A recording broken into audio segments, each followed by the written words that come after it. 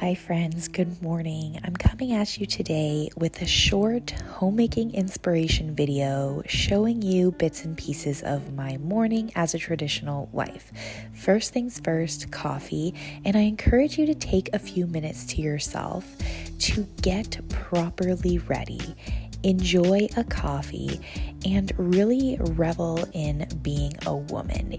Even if you have to put on a show or put your baby down on the floor with some toys like I do, kind of work through the chaos a little bit, getting ready, but also taking that time to yourself to drink your coffee, or if you pray, whatever it is for you, is so important in treating homemaking like a vocation, like your job. And even if you are somebody who does work outside of the home, but you take homemaking very seriously, this is going to set the tone for the entire day. And this is also going to create a system that gives you the most success in your day.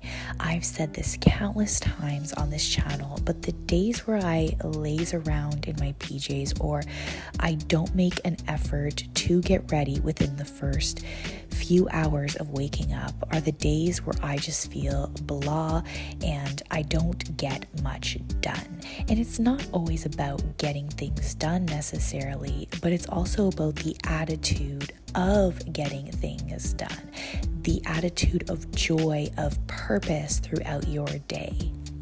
So moving on, in a practical sense, I wanted to show you this outfit.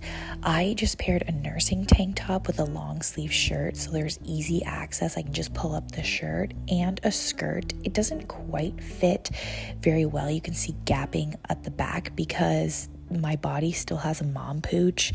I know my daughter's about to turn 1, but for me personally, the rehab process after having kids takes a long time.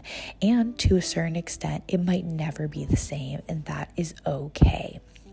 Here I am making breakfast. We are a big egg family. We eat a lot of eggs.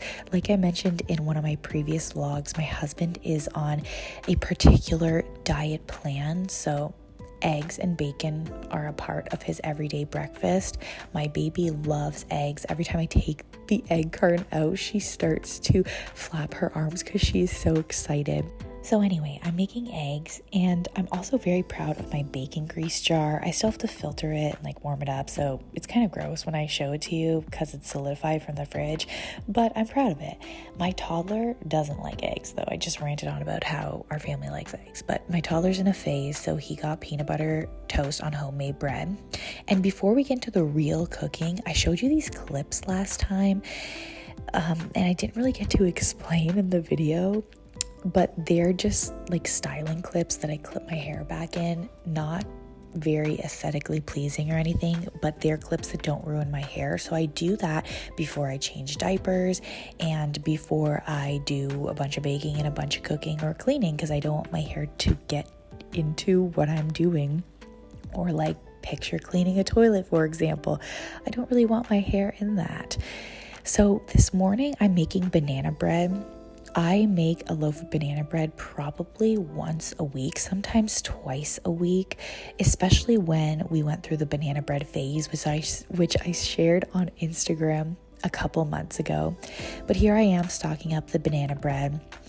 I will share the recipe down below. I'm not saying it's the best banana bread in the world, but it's the best recipe that I have found so far. I've tried several of them, and this is the one that I like the most. In my old vlogs, I used to share channels and things that I've been listening to, podcasts, for example. And lately, to be honest, I am in a kick of making YouTube videos because I'm trying to consume less social media. I've talked about periodically the importance of detoxing yourself from social media, being able to do things in your life without having background noise, music, podcasts, etc. And that's what I'm trying to get back to. I am human. I don't always perfectly adhere to my advice. When I'm saying it online, of course, it's something that's worked for me, but I can fall off the bandwagon just like I have with social media, and particularly short form content and Instagram, which I will kind of talk about in a podcast episode. But Instagram has been depressing me lately. It just feels like everybody is trying to sell you something. And also back to the short form content, I feel as though I have not good concentration due to it. And YouTube is a platform that has stayed pretty consistent in the sense that doesn't ruin your brain with short form content. The algorithm on YouTube is a little bit different these days, and I have problems here and there with that, particularly because I am a creator, but the search engine is still pretty good. And I just look up topics that I'm interested in listening to when I choose to consume content. But again, back to what I was saying before, I'm trying to detox myself from content online to get back to that more peaceful state in my everyday life where I just don't feel totally wired because, for lack of a better term, I am wired to the internet. So after I make this banana bread, you will see that I will start preparing sandwich bread, and I've shared this on Instagram as well, but for people who don't want to go on Instagram, like I just ranted on about how I'm having problems with Instagram lately, I'm going to also link that down below so you can use it. Back to what I said a couple weeks ago, cooking totally from scratch is a new part of my traditional wife lifestyle, and the only way that can be achieved for me with 2 little kids, being somebody who does all the homemaking myself. I don't have outside family help.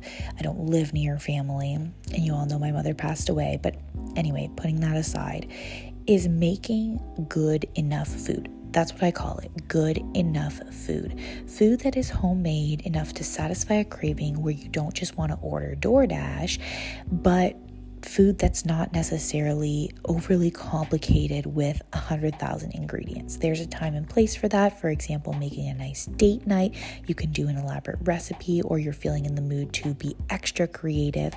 But in general, what I like to call good enough food means that all the recipes I'm going to share with you are not necessarily the best, but they're recipes that I've stumbled upon, I've made, they've satisfied the craving, they fill me up, I like them for whatever particular reason, so I don't feel the need to explore more different recipes. They are just good enough. And then I write them down on a recipe card or in a recipe book, and I keep it for future use, and then I make that. So that's essentially what this sandwich bread recipe that I'm going to share with you is. It's good enough food. So after I make this sandwich bread recipe, I'm also going to prep peanut butter cups, which is basically just dark chocolate melted with natural peanut butter melted on top, sprinkled with sea salt, and then you freeze them. You put them in the freezer for whenever you want. They'll last up to like a couple months. You take one out, let it melt a little bit if you don't want to feel like you're breaking your teeth. And then it tastes pretty similar to a Reese peanut butter cup without all the processed junk in there. And I personally like the sea salt added to it because I like that combo of salty and sweet. Don't forget, if you are one of the OG subscribers, I talked about in one of my very first vlogs ever, the importance of cleaning up as you go. This is especially important with little kids because if you leave it till the last minute, you, trust me, are not going to want to clean things up. Cleaning as you go is the best way to also keep a clean enough, good enough home. That's another thing that I talked about a couple weeks ago, where I don't follow a cleaning routine anymore, and I will dive deeper into what that means for me, but I still do follow cleaning rhythms. Just because I have 2 little kids, I found it was unrealistic, and I ended up putting things on the back burner if I dedicated certain days of the week to cleaning certain things, because I would just procrastinate, or the toddler would need extra energy, or I'd have to take the kids outside and it just wouldn't get done. And I actually do clean more when I don't have a cleaning schedule. However, I will dive deeper into this in the future because this is probably something that would require experience for you to get to this point, because you still have to develop systems that work for you and know the skill of how to clean things. So if you are a baby beginner homemaker, I wouldn't necessarily suggest not having a cleaning routine. I would actually suggest trying different systems. Like in my previous vlogs, I use lists. I mentioned Fly Lady works for some people. When I was pregnant and early postpartum, I paid for the Tody app, TODY, which costs like $12, but highly recommend it. It's still something that I'll pull out every once in a while. Those things will help you kind of get a feel for how to clean. YouTube videos are good as well for like the logistics of how to clean. And then once you get in a good rhythm, you'll be able to kind of let your cleaning routine be loose, but still get things going. The vlog is going to end shortly. I did a load of laundry. We're almost at lunchtime, but I try to maximize the playtime I get with my kids. See you next time. Bye-bye.